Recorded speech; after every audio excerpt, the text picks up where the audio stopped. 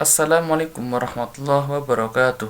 Perkenalkan, nama saya Alfa Pratama dengan NIM 211330040 kelas KPI 4B. Baik, di video kali ini saya akan membuat video learning jurnal mingguan yang sudah diberikan oleh dosen saya, yaitu Bapak Adi Kusuma SIKOM MSI, terkait kegiatan sehari-hari, kegiatan mingguan yang sudah kita lalui bersama-sama di kelas. Baik, di video kali ini saya akan membuat video tentang mengoptimalkan berita, seni menata rubrik, judul, lead, dan juga diksi.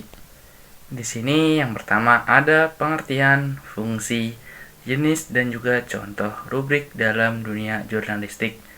Yang pertama ada pengertian rubrik.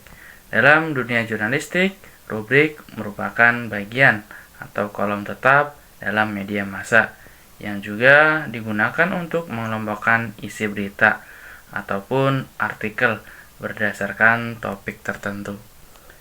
Rubrik diibaratkan sebagai pengelompokan sistematis dari konten media agar lebih terorganisir dan juga mudah diakses oleh si pembaca. Selanjutnya di sini ada fungsi rubrik dalam dunia jurnalistik. Rubrik dalam media massa bukan sekedar pengelompokan isi berita, melainkan memiliki fungsi strategis yang mengandung sistem kerja jurnalistik dan juga kepentingan pembaca. Di sini ada fungsi-fungsi. Yang pertama ada sebagai pengelompokan isi berita. Rubrik berfungsi mengelompokkan informasi berdasarkan kategori atau topik tertentu seperti politik, ekonomi, hukum, dan juga olahraga. Selanjutnya, sebagai panduan pembaca. Rubrik memudahkan pembaca dalam mencari dan memilih berita ataupun artikel sesuai dengan kebutuhannya masing-masing. Selanjutnya, ada fungsinya sebagai identitas media. Rubrik tertentu bisa menjadi ciri khas atau branding bagi suatu media massa. Contohnya rubrik esai di Kompas atau tajuk rencana di Republika. Rubrik dapat meningkatkan daya saing media dengan menghadirkan konten-konten yang konsisten dan juga khas. Selanjutnya ada sebagai alat manajemen redaksi. Dalam sisi internal, rubrik mempermudah manajemen kerja redaksi.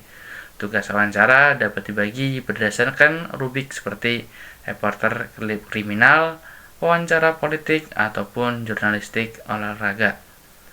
Hal ini mempercepat proses peliputan dan juga penyuntingan berita. Selanjutnya sebagai instrumen edukasi.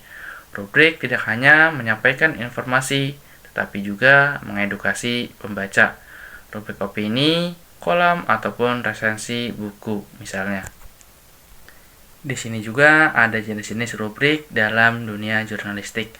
Rubrik sangat penting karena membantu pembaca menavigasi konten media serta memudahkan redaksi untuk mengorganisasi informasi. Rubrik juga secara umum terbagi menjadi dua, yaitu yang pertama ada rubrik berita dan juga yang kedua ada rubrik non berita. Yaitu di sini ada rubrik berita. Rubrik berita merupakan bagian inti dari isi media massa, baik cetak maupun digital, yang juga menyajikan informasi aktual, faktual, dan juga penting bagi halayak luas. Selanjutnya ada secara umum. Rubrik berita dalam media massa dibagi menjadi beberapa subkategori ataupun submateri. Selanjutnya di sini ada definisi, kriteria, dan juga tujuan pembuatan lead dalam berita. Yaitu yang pertama ada definisi lead sendiri. Lead berita merupakan paragraf pertama dalam berita yang juga posisinya berada di bawah judul berita.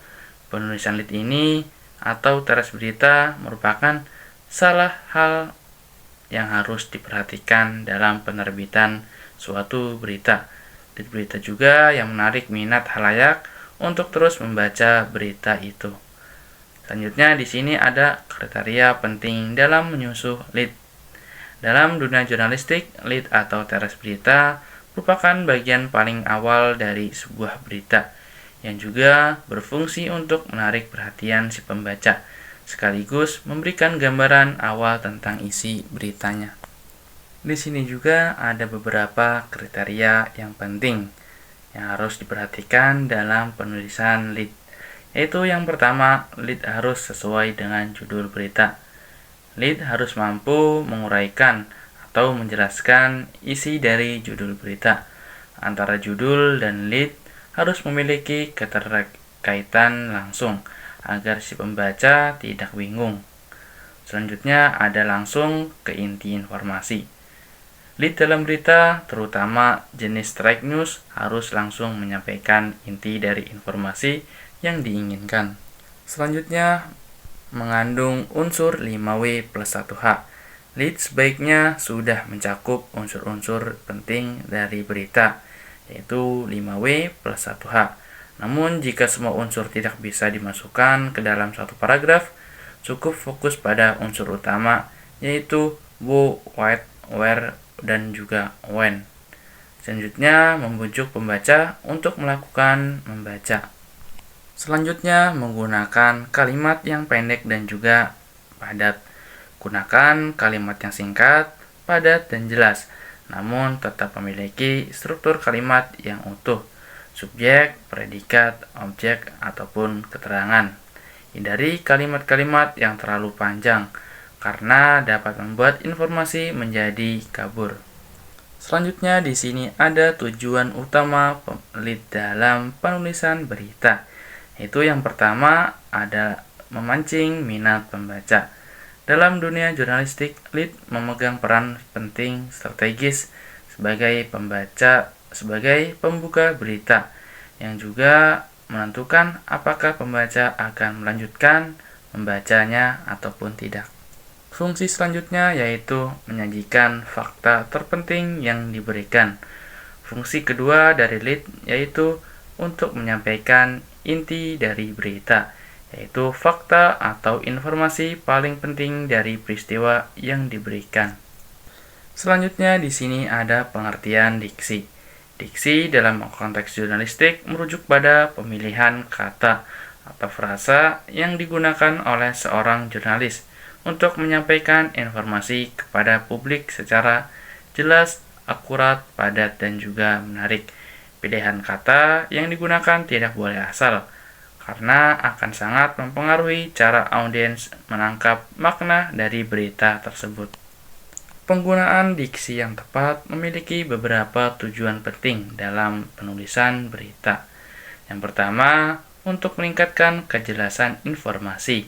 Kata-kata yang dipilih secara cermat akan membantu pembaca memahami isi berita tanpa harus mengulang-ulang bacaannya. Yang kedua, diksi bertujuan untuk menyampaikan ekspresi atau nuansa tertentu yang juga mendukung isi berita.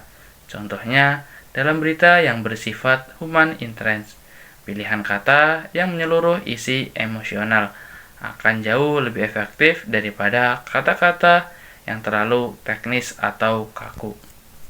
Mungkin video singkat kali ini kurang lebihnya saya mohon maaf. Wassalamualaikum warahmatullahi wabarakatuh.